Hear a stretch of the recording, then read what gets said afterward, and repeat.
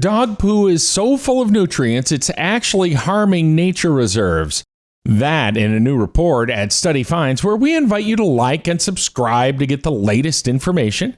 A surprising new study out of Belgium reveals that a dog's waste contains so much nitrogen and phosphorus, it's actually beyond the legal limits for fertilization.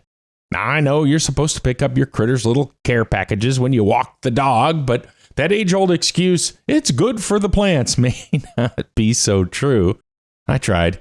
The team recorded the number of dogs visiting 4 nature reserves close to the city of Ghent in Belgium over an 18-month period during their study. Then, they modeled different scenarios based on the concentration of nutrients found in number 1 and number 2, as they say in the vernacular.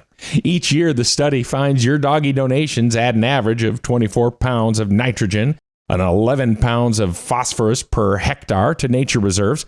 That's a metric way of saying 2.5 acres.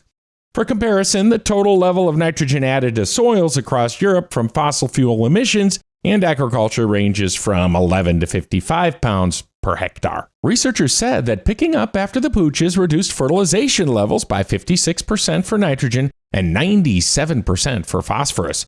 Because everyone knows that number 1 and number 2 contain nitrogen, whereas nearly all of the phosphorus comes from Benji's biscuits, so to speak.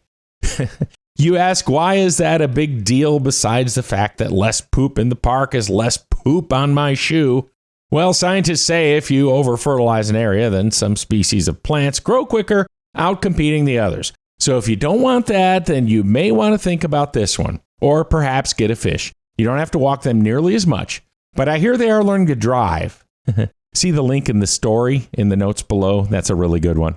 Find more detail on this and all kinds of cool studies at studyfinds.com.